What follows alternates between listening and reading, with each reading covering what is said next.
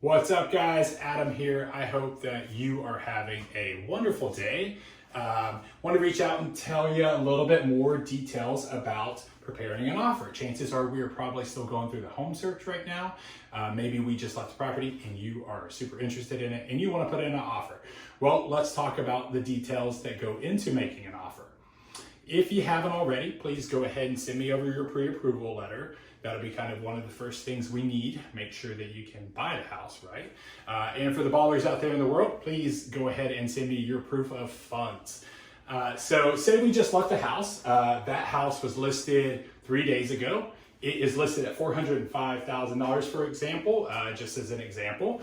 And it's a pretty hot property, right? So it's a good amount of traffic around it. It's got a good buzz. The open house is going to be pretty busy, but you loved it and you want to make an offer on it. So we first and foremost have to look at comps, right? So how do we come up with the purchase price? We are going to look at comps in the neighborhood, which are recently sold homes, similar fit and finish, similar bed and bathroom count, and usually within 1 radius mile of that.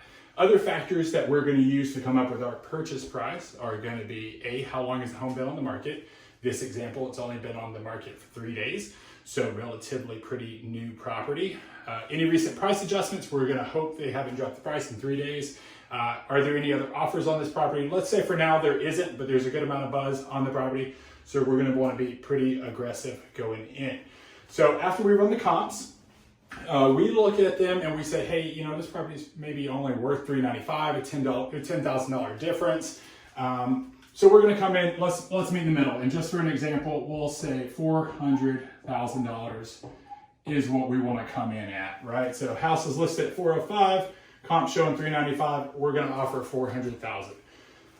This is the biggest item on there. The seller's going to say, oh, we got an offer. What is it? Listing agent's going to say it's for 400. That's what matters most. The next thing that matters the most on the purchase and sell agreement is the closing cost. And more specifically, the seller paid closing costs. Closing costs are a buyer's expense. And in the state of Georgia, this is going to be typically around 3%, right? 3% of the purchase price. So a $400,000 house, that's about $12,000. So say if you're budgeting for buying a house and you're going to put 10% down on a $400,000 house, you're putting $40K here, you better budget for 3% over here too. So 40 and 12, you got 52,000, right? That's a good chunk of change. So like I said, this is a buyer's expense, but on the purchase and sell agreement is where we are going to negotiate if we want the seller to cover any of your closing costs. Why would we do this? Well, maybe we see that HVAC is on the fritz a little bit, and we need a budget for a replacement of that. Maybe it's, other deferred maintenance like the roof. Maybe you don't plan on living in the house for that long, right? So you're only going to want to live there for, let's say, maybe 3 years, and you don't want to tie up all of your money in the house. That might be a good reason you want to do it. Or you might just be kind of cash strapped and you need the cash in hand. So this is going to be your cash in hand. This will not be. This is financed. This is what you actually have to bring to the closing table. So if you get the seller to cover your closing costs, say they cover all 3%, they cover $12,000. Well, now your cash to close is just that 10% down payment, the $40,000, not the $52,000. If that doesn't make sense, I'm always here to answer any questions as anything on here. If you have any questions about it, just reach out to me. So let's talk about what closing costs are. So why are they 3%? That's a pretty big fee. What all goes into it, right? So one of the biggest ones is going to be prorated taxes. So say if you bought the house July 1st, you are moving during the summer. That's exactly 6 months in the house. You and the seller are going to split it 50-50. If you buy, say, in March, well, the seller's only going to pay for 3 months and you're going to be on the hook for the rest of that, right? So it's just prorated on the closing date. So depending on when you buy, you might be a little bit below or above that 3%, but 3% is kind of our rule of thumb that we like to use. So prorated taxes is going to be on there. Other items on there would be like your lender's origination fee. So we'll say lender's fee, closing attorney's fee,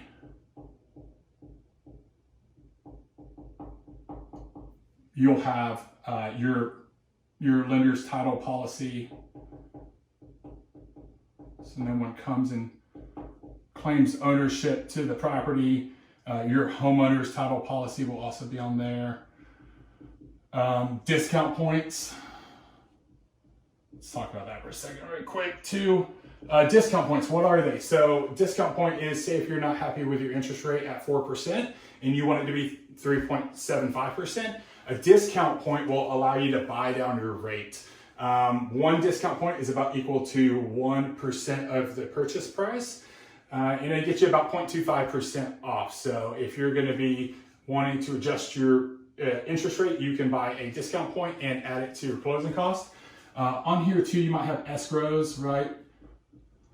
So this is going to be and that's usually 3 months escrow to all the way up to 12 months sometimes, depending on how much the taxes are going to adjust. That's going to be your taxes and insurance that the lender is going to pay part of your monthly mortgage, right? So they are going to escrow a good amount of that just to have some hedge between what you're paying and if the taxes go up or down. So that kind of makes up your big 3% cost. Next thing on here is going to be your earnest money. Common practice here is 1%. So if we have a $400,000 house, chances are our earnest money is going to be around $4K. This is held by the closing attorney in most practices. Could be held by the real estate brokerage firm as well. But let's just say it's going to be held for the closing attorney. That'll come in later, but it'll be held in an escrow account and applied towards your down payment. So if you're on the hook for this 3% and this, you bring in 10% here, 10% for your down payment, right? Minus the 4K for your earnest money. Sorry about that.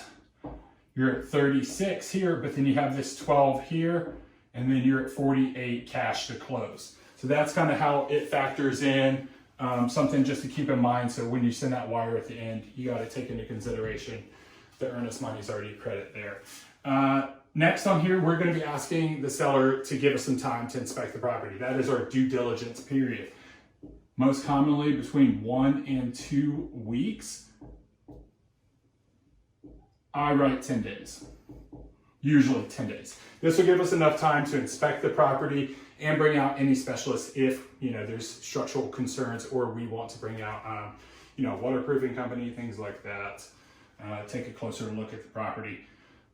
We'll talk more about due diligence in a later video. On page 7 of the contract, there are special stipulations. This will be the last big negotiable item on your purchase and sell agreement.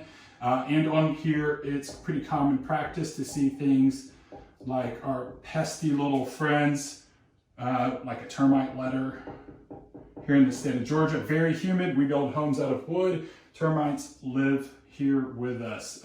Termite letter. And then also too, you might want to see a home warranty, right? So maybe you weren't able to get any of the closing costs covered for that HVAC that's on its last leg. A home warranty might be beneficial because this will give you, maybe you don't have to foot the whole bill for your home warranty or for that new HVAC replacement. Let's quickly recap the purchase and sell agreement. First, we have our purchase price or our sales price. On here, we use an example of $400,000. Next, we have our seller's contribution towards closing costs. In the state of Georgia, closing costs are a buyer's expense and are typically around 3% of the purchase price. Your closing costs include items such as prorated property taxes, lender's origination fee, closing attorney settlement cost, lender's and owner's title policy, discount points, establishing your escrow accounts, and any other cost associated with closing the loan. Next on the purchase and sell agreement is the earnest money. Earnest money is typically 1% of the purchase price, and it's held in an escrow account by the closing attorney or broker's office and applied towards your down payment at closing. Next, we will negotiate your due diligence period. This is the inspection period and is typically 7 to 14 days. The last item we will negotiate on your purchase and sell agreement is the special stipulations. This could include things like your termite letter or bond, your home warranty, or items you would like to transfer with the sale of the property. Now that we have the purchase and sale agreement all filled out, let's talk about the other exhibits we're going to be attaching to the contract as well. First and foremost, let's talk about the finance contingency. First, we have to figure out what type of loan we're going to be applying for, and that will tell us what type of finance contingency we're going to attach to the contract. Is it going to be a conventional loan, an FHA loan, or a VA?